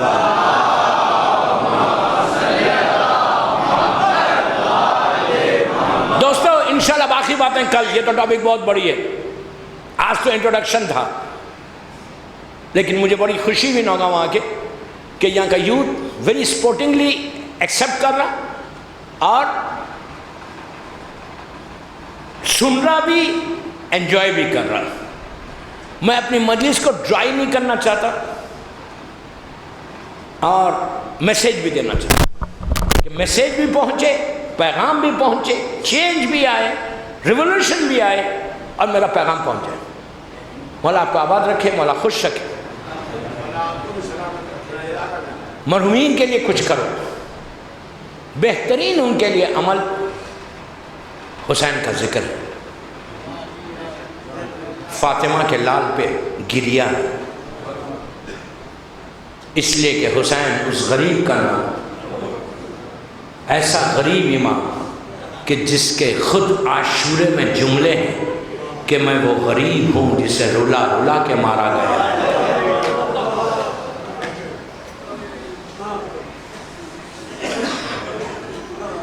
میں وہ غریب ہوں جسے رلا رلا کے مارا گیا. کہاں کہاں رلایا؟ کبھی علی اکبر کے سینے پہ برچھی مار کے رلایا. قاسم کا پامال لاشا دیکھا تو حسن کی محبتیں یاد آئیں. آن محمد کی میتیں اٹھائیں تو زینب کی غربت یاد آئی. عباس کے کٹے ہوئے شانوں کو دیکھا تو سکینہ کے تماچے یاد آئے. علی اصغر کے لیے پانی مانگا تو آپ کو یاد کیا کہ کاش میرے شیعہ ہوتے، دیکھتے کہ حسین کتنا غریب ہو گیا تھا کہ پانی مانگنے پر میرے بچے کو ذبح کر دیا. یہ سوچ کے روتے تھے کہ میرے بعد میری بہنوں کے سروں سے چادریں چھین جائیں. آپ کی آوازیں بلند ہو گئی. مولا آپ کو آباد رکھے. دوستو بی بی نے کچھ نہیں مانگا، کچھ نہیں مانگا، ہم سے کچھ نہیں مانگا. یہی کہا تھا کہ بابا میرے بچے پہ روئے گا کون؟ تو رسول نے کہا تھا بیٹی اللہ ایک قوم پیدا کرے گا جو تیرے حسین کا ماتم کریں گے۔ تو بیوی نے ہاتھوں کو اٹھا کے دعا دی تھی کہ پروردگار میرے بچے پہ رونے والوں کو آباد رکھنا۔ آج وہ فاطمہ کی دعائیں ہیں ہمارے ساتھ جو ہم بچے ہوئے۔ اللہ دنیا بھر میں شیعت کی حفاظت فرما، عزاداری کی حفاظت فرما، ہمارے عزا خانوں کی حفاظت فرما، سیریا میں سیدانیوں کے روزوں کی حفاظت فرما۔ دوستو، غربت حسین کا یہ عالم تھا کہ دیکھتے ہی دیکھتے پورا گھر اجڑ گیا، فاطمہ سب شہید ہو گئے۔ آخر میں حسین میدان میں آئے، جنگ کی روداد یہ کہ کبھی علی اکبر کو پکارا، کبھی عباس کو آواز دی، کبھی رکابوں پہ زور دے کر نہر کی طرف دیکھ کر کہا عباس تم کو جنگ کرنے کی بڑی خواہش تھی نا، یہ حملہ حسین تمہاری طرف سے کر رہا، اب جو حملہ کیا تو کہتے جاتے تھے کہ تم نے میرے علی اکبر کو مار ڈالا، تم نے میرے عباس کو مار ڈالا، تم نے میرے قاسم کو مار ڈالا۔ عزیزو، اسی اثنا میں حسین نے آسمان کی طرف دیکھا اور کہا لا حول ولا قوت الا باللہ، تلوار کو نیام میں کر لیا۔ اب وہ عالم ہوا کہ بھاگی ہوئی فوج پلٹی۔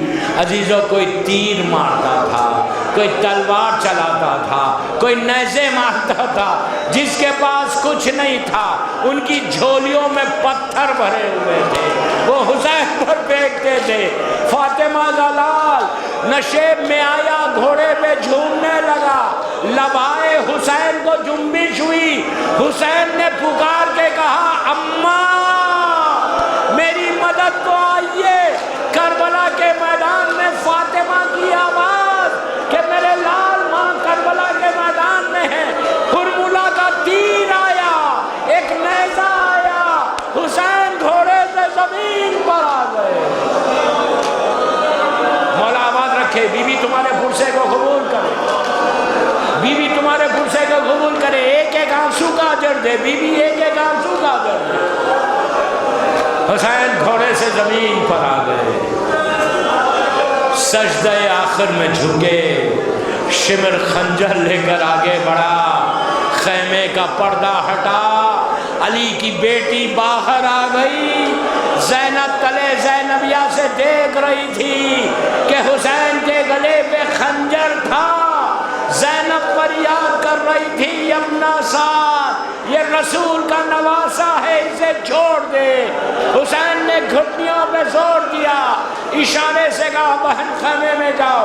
زینب خیمے میں آئیں تو زمین کو زلزلہ تھا، سیاہ آندھیاں تھیں۔ شہزادی نے چوتھے امام سے کہا کہ بیٹا یہ حالات کیا ہے؟ امام نے کہا مجھے اٹھا کے بٹھاؤ۔ خیمے کا پردہ ہٹایا گیا، امام نے میدان پہ نگاہ ڈالی، چہرہ سرخ ہونے لگا، اتنا سرخ ہوا کہ سرخی نمایاں ہو گئی۔ امام کھڑا ہوا اور کہا السلام علیکہ یا ابا عبداللہ، السلام علیکہ یا ابن رسول اللہ۔ اتنا ہی کہا کہ پھوپھی اماں میں یتیم ہو گیا، یہ نوکے نیزہ پر میرے بابا کا سر ہے۔ پھر خیمے جلے، سکینہ کو تماچے لگائے گئے، پیٹھ پہ تازیہ میں۔